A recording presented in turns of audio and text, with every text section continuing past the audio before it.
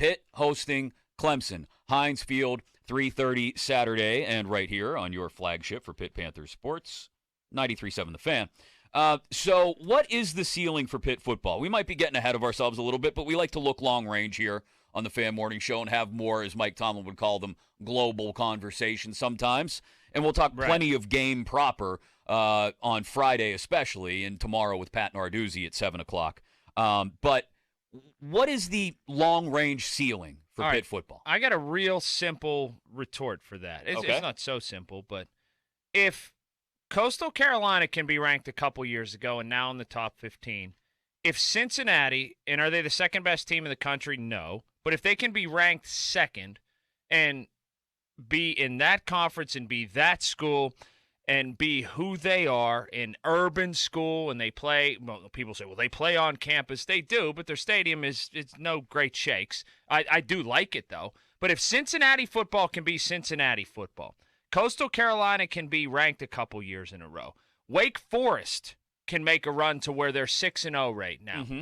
Why can't Pitt be somewhere between? I'm not asking them to be the number 1 team in the country. I'm not even asking them to be the number 6 or the number 8 team in the country. Why can't Pitt walk out there every single season and expect them to be between 18 and 25 for the balance of the year? Why can't that happen? And that's been something I've asked myself virtually my whole life, and especially after the facilities got built. Why can't that happen, and why shouldn't that happen? NC State is ranked 18th right now. San Diego State is ranked 22nd right now. Heck, UTSA in Conference USA is ranked 24th or 25th right now. And again, I mentioned Wake, I mentioned Coastal Carolina, and I mentioned Cincinnati. Cincinnati, to me, is the most like program, okay? People say, well, you know, you're in a city, you're in a pro town. What the hell's Cincinnati, okay? It's a pro town. They should be somewhere between 18 and 25 every year for the balance of the year. There's no question to me. And, you know, when you look at the last 10 years in the Big East or so, that's what they were. The last couple of years of Walt and then pretty much the entire Wannstedt era, other than that 5-7 year in 2007. They were in the conversation at some point, or ended the year ranked, or peaked in a pretty high position. So that takes should be quarterback recruiting, number one. That's the biggest thing here is what we're seeing this year is that you need to have the quarterback, and that is a number one top of the list. If you have the quarterback, then I don't want to say you can do anything, but you can. I mean, it's not. Here's the thing. Most years with Pitt, you walk into the year and you say, well, this is going to have to fall right. That's going to have to break the right way. This is going to have to happen. That's going to have to happen. Oh, and then you're going to have to beat Clemson in the ACC championship game. All of those things. This is the year, because it's a down year for Clemson, because you have the quarterback. It's not crazy to say, could they go to the playoff? I mean, if they run the table and win the ACC championship game, a one-loss ACC champion has a hard time not getting into the college football playoff. 2 SEC teams are not. And that's the ceiling. Like when we talk ceiling, I think you lay out a great point of what the expectations should be every single year. Yes. That they're at least ranked every single year. Absolutely, and I agree with that. The ceiling for me is exactly what we're seeing this year if everything plays out the way it should the rest of the year. Take another program that's ranked right now, the University of Kentucky, right? Go watch a football game and watch the Sunday Night Football, Monday Night Football, whatever, and look at how many guys, Bud Dupree comes to mind, how many guys are in the league from the University of Kentucky, all right? There's a ton. There are a ton of UK football players. They get dragged a lot of times in the SEC.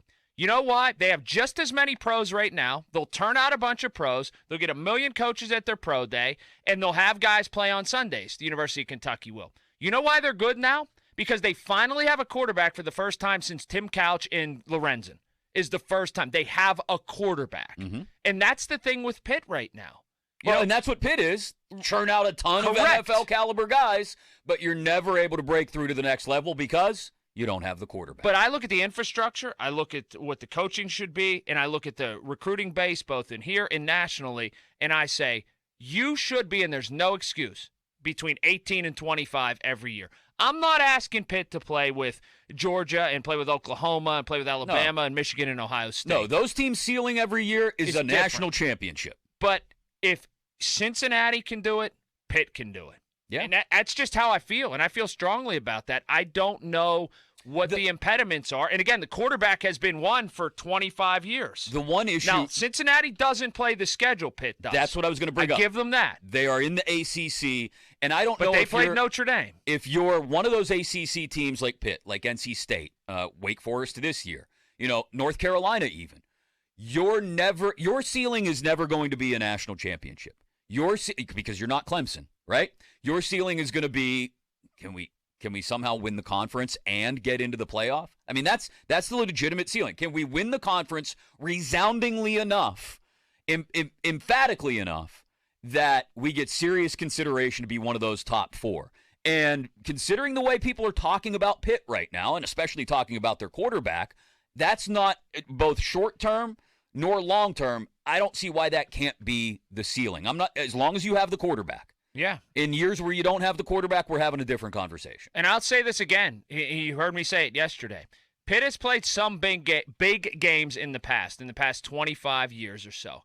I can't think of many, if any, since really Marino, maybe Van Pelt a couple times. When have they got into what you've considered a big game, a big Pitt game, and they've had the advantage at quarterback? It doesn't happen. And this is going to be one where they do. They have on it Saturday. From here on, other than the North Carolina game, maybe. They have it from here on out. It's a push at best against North Carolina, and I think Pickett's a better college quarterback. We'll see what happens in the pros and see where people draft people. But this is one, and that's why I think Pitt will win on Saturday. They have the better quarterback. The college game is so driven by the quarterbacks. Unless you're Georgia and you have 25 guys that can play defense. The game in general, really. I mean, look at what we see every Sunday. The game it's a quarterback-driven game. And when you have the guy, it's great. When you don't, it feels like everything else could be perfect, and it doesn't quite come together because you don't have the guy.